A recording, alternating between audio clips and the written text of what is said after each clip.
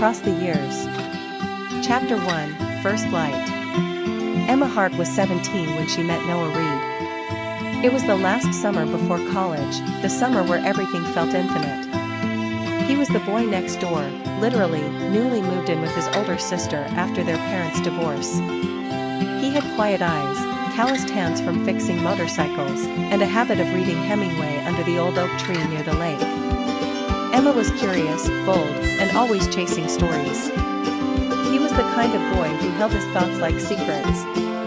Naturally, she was drawn to him. One lazy July evening, they bumped into each other at the lake. She had her notebook, he had his sketch pad. They talked for hours that night, about music, dreams, pain, the fear of growing up. By August, they were in love.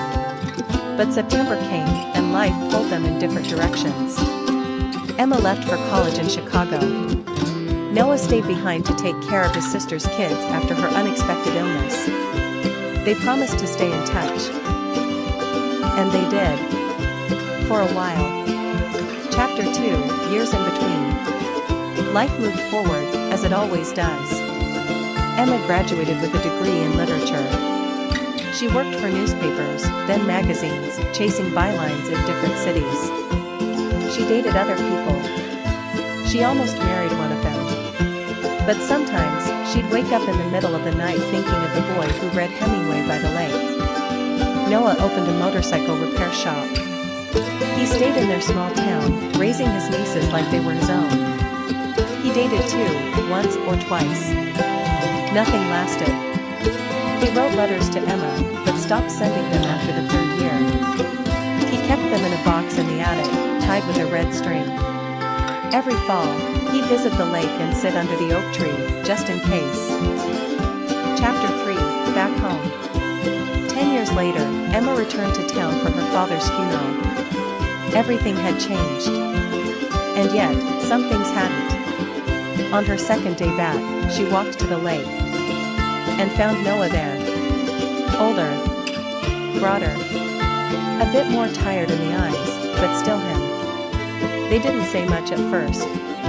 Just sat under the tree. Watched the water ripple.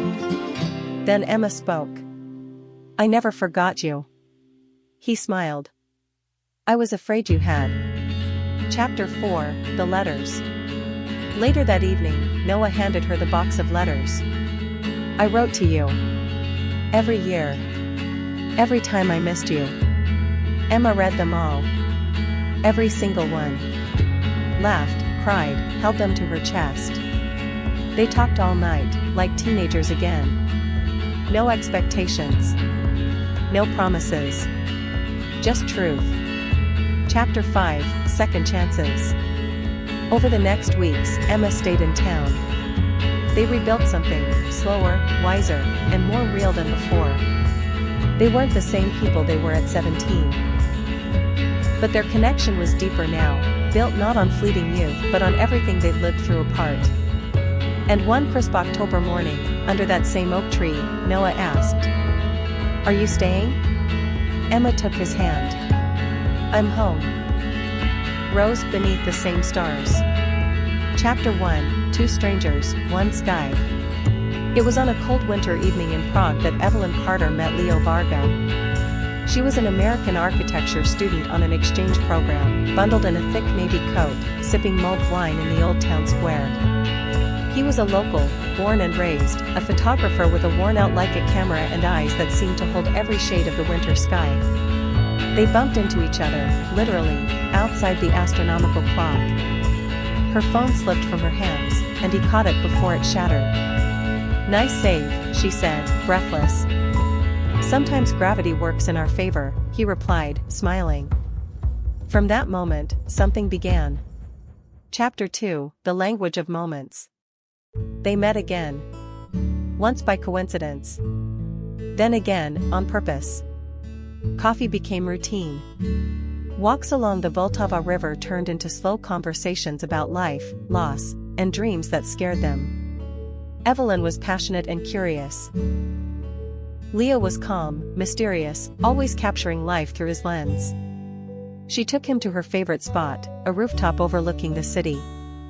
He brought her to his hidden places, quiet bookstores, candlelit jazz bars, bridges with locks of forgotten lovers.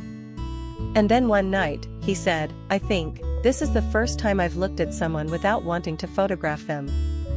She knew what he meant. Chapter 3, The End of Winter. Their time was limited. Evelyn's program ended in the spring. They never spoke of the future, only of the now. But the now was beautiful: kisses in the rain, laughter in antique shops, quiet breakfasts filled with unsaid feelings. The night before she left, Leo gave her a photograph. It was of her, backlit by golden light, standing beneath a canopy of stars. "I'll look at this whenever I miss you," he whispered. She cried. He held her. Then she was gone. Chapter 4, A World Apart. Evelyn returned to New York. Leo stayed in Prague. They emailed, called, video chatted, but life crept in. Work got harder. Time zones stretched them thin. Silence grew between the spaces of "I miss you" and "I wish you were here." Months passed. Then years. Evelyn became an architect. She traveled. She met someone else. It didn't last. Leo became known for his street photography. But in every exhibit, one photo always remained hidden, the one of Evelyn beneath the stars. Chapter 5, The Return. 10 years later, Evelyn found herself back in Prague. Not for love, but for work. The city looked the same, but it felt different. Wiser. Older. Like her. She wandered the streets alone until she found herself at the astronomical clock, the place where it had begun. And there he was. Leo. Camera in hand. Same worn jacket. Older, sharper, but still. Leo. Neither of them said anything at first. Then she whispered, "I was hoping I'd find you." He smiled. "I never stopped looking." Chapter 6, Beneath the Same Stars. They didn't rush it. They spent days talking, slowly, honestly. They laughed about how much they'd changed. They cried over what they had lost. And then, one night, they returned to that rooftop. The stars were out again. Leo turned to her and said, "Some things don't fade." Evelyn nodded, "Some things find their way back." And under the same stars that once witnessed their beginning, they kissed again. Only this time, there was no goodbye.